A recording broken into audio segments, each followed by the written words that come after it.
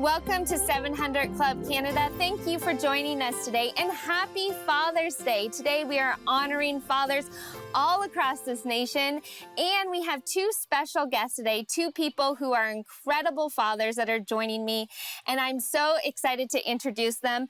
My dad and grandfather to 17 grandchildren, Jim Clarke, is here with us today, and my husband, who is a father of 3, Earl James. So welcome to the show, and thank you for joining us today, Thank you, Emily. Dad and Earl.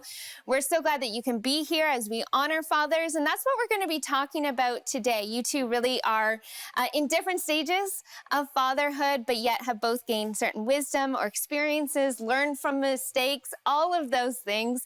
And so we're going to talk about that today. So, Dad, I'm going to start with you. What do you believe is one of the most significant spiritual lessons that you've learned through your role as a father? Well, let me just share this one phrase that a pastor said recently, and to me, it encapsulates a lot of things that I have learned. And it was this: there are no orphans in heaven. And when I thought about that in my early days as a Roman Catholic growing up in my Christian faith, it was a lot about duty, obligation, services, the do's, the don'ts, do this, don't do that. When at the age of 27, I gave my life to Christ, I was brought into just a new way of life, and that is an intimate relationship with Christ, who pointed me to his Father, so I could learn from him what it means to be a father. So that was the first and most important lesson that I think that I learned. And so it's been a journey in that sense. It's good to know, because if we feel like maybe we haven't had the greatest role model as a father, or maybe we haven't had a father growing up, we can know that we all are loved by our Heavenly Father. And he himself has demonstrated what it is to be a father. So Earl, what would you say is your most significant spiritual lesson that you've learned through fatherhood? Yeah, I remember when we first had, we had our first son, Micah, and, you know, you go through those early stages in the first year of learning different things about what to do and what not to do. And we were very meticulous about that. And I remember we were like, hey, you know what? When we have our second, we're not going to do this, this, this, this, and this. And then Jaden came, and he's a completely different kid. Yeah. And that's one of the things that I feel is such a significant part. Is knowing that each child is unique, right? That all of us are unique creations and unique individuals, and the power of being able to spend the time with your child to understand their unique elements and what makes them so different, right? And so how our son Micah will learn and communicate is different than Jaden and our daughter, right? Eden. And so taking the time to learn each one of them, understand their world, get that to their level is such an important part of being a parent. Yeah, and it shows us how God sees each of us. Unique, yet made in his image. That's right. So good. Dad, any advice or wisdom to share with younger parents about fathering through different stages of fatherhood? You've been through every stage now at this point, so what would any advice that you would give to younger fathers? Well, to summarize it, I would talk about the 3 C's. The first C, in the very early stages, you're like a captain or a commander of a ship. You set the course for the family, and you have certain expectations that are based on what you understand where you want your family to go. So there are times you have to say, do this, don't do that. But it's usually for their protection, their safety, and give them guidelines in which they can feel safe and protected. As they grow a little older and get on their feet and start into things, then you become a coach. And I used to coach hockey, but my goal was to always be an encourager of those that are in the sport, not necessarily because we have to have victory, but it's to help them grow. So when you have children in a Christian family, you want to encourage them at every level. When you see the skills that God has given them, the talents he's given them, to encourage those things. And in Colossians, it does say, fathers, don't provoke or exasperate your children, but encourage them so they won't become discouraged. And that's the second one. The third one, I would say, is you become a counselor. When they get into their teens and young adulthood, you're more of a counselor.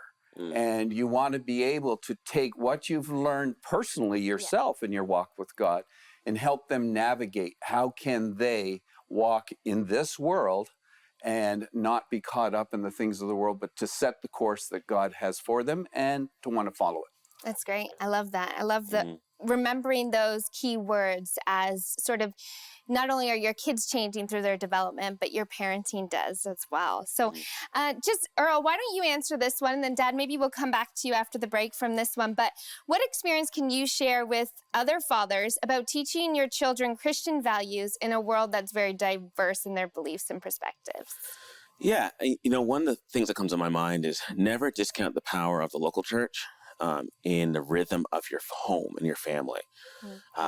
So have your children get in the rhythm of going with other kids, especially in the kids program, and learning together and being invested in that. And the rhythm of you as parents taking them into an environment like that is very significant. So utilize the resources of your local church, 100%. The other thing is taking the time to explain to them, coach them, build a rhythm in your home of what I would say is of celebration, right? Celebrate the gospel, celebrate the good news of Jesus. So that could be a simple and a practical way of just playing worship music in your home on a regular basis. Like I know with our kids, they would be like, Dad, play Trust in God or play Praise or play. So now for them, because they hear this so often, they now have a celebratory perspective on their own spiritual growth that is being really navigated and led by us as parents, right? And then the other thing, going back to the idea of the unique element, is know your child, right? Yeah. And how they disseminate information, how they gather information, and take that time. With our kids, bedtime is like the time, right? They're not active, they're not busy, they're settled. And I find for myself, that's the time when, as a dad, I can sit down with them and meet them. But it's different with each child. Yeah, very and true. So take that time to communicate it in a way that they know, that they will absorb it. That's good. Thank you. Yeah, well, we'll be right back to continue this special Father's Day discussion when we return. Well, welcome back, and here we are again with my dad, Jim, and my husband, Earl, to talk about Father's Day. And so, Dad, we were just talking before the break about what we can, any advice we can share with fathers about teaching our children Christian values in this culture. So what would you say? Well, number one, I think you have to be real with your children. We have a phrase that says more is caught than is taught. Paul said to the Corinthians, you may have had many instructors or teachers, but you haven't had many fathers. So he approached things from a fatherly point of view. So you have to be real as well. Know that you're a son of the Most High God. He's your heavenly Father. You have a model by which to respond to your children. And so I think learning to be humble when you make mistakes. That's good. We often think it's the children's problem, but often it's our issue that has created the situation. So there's many times I've had to ask forgiveness of my children so I can demonstrate to them what humility truly is. That's good. And so I think that being real, being humble are two key factors in helping your children to navigate what's going on in the world. And really, like you said, modeling that for them, seeing how you even navigate certain things and being real with them, having those conversations. So, Earl, what's something that you learned from your family or your upbringing that's really helped you navigate this particular stage of fatherhood?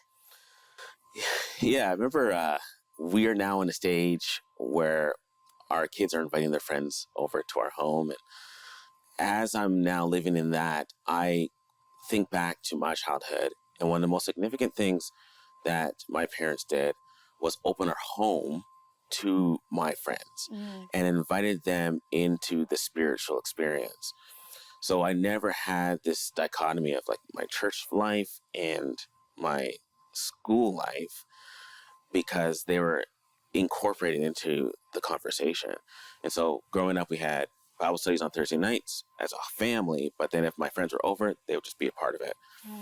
And that was so significant in our spiritual formation. And so with our children, inviting them out to church inviting them into these experiences so that our kids, when they're at school, they're not having this living a different way. They're like, hey, yeah, we now are in this continual conversation, even in that space. And I think that that's so significant. That's good. It goes back again to this modeling of your parents doing that with your friends even, and how much impact that had on their lives, right? Because I know your parents became mothers and fathers to a lot of your friends growing up, a father figure, right? So Dad, what is there any encouragement that you would give to younger fathers that you wish someone had told you when you were younger?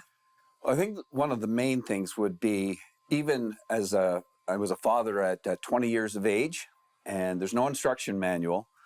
And I would say to people out there in churches, there are young fathers who are looking for advice, counsel, support.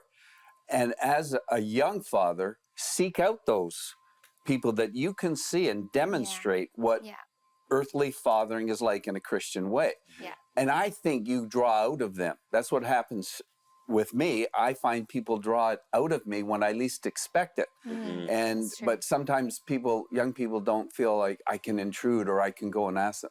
I believe there's fathers out there that are looking for young fathers that they can draw alongside and support in prayer and counsel and advice. So I wish someone had made that very clear to me and given me that opportunity more than I had. I did have some, but it's a process that you need some time to develop those relationships. Yeah. And fatherhood is something you don't want to do alone, right? You want to be able to be mentored or counseled, or, we don't have all the answers, and being honest about that. We talked about humility being a big part of fatherhood, being able to seek that out and encouraging young fathers to look for mentors or spiritual leaders in their life that can sort of help them navigate different seasons. And I've seen you, Dad, do that in such an incredible way with people in your church as well, and new couples or young families. So thank you for doing that too. So Earl, I'll start with you for this one. What has been the most rewarding aspect of fatherhood for you so far? Yeah, definitely. My kids are this special place in my heart and in my life. We all have careers and jobs and responsibilities and things that we're doing.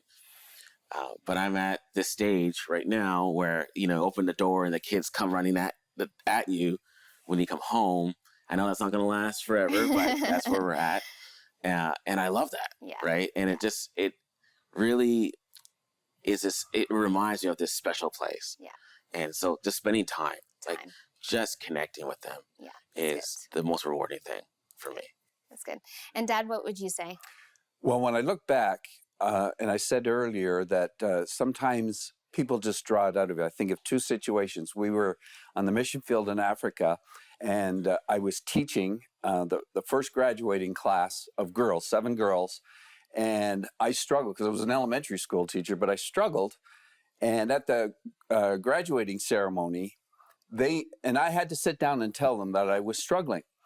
And at the commencement that they did and the valedictorian, she stood up and she said, "Mr. Clarke, we know that you struggled teaching us, but here we are. And the thing that stood out to us, you were a father to us." I thought, wow, what more could you ask for? Second one was I gained a new son-in-law almost 10 years ago. And and he grew up without a dad.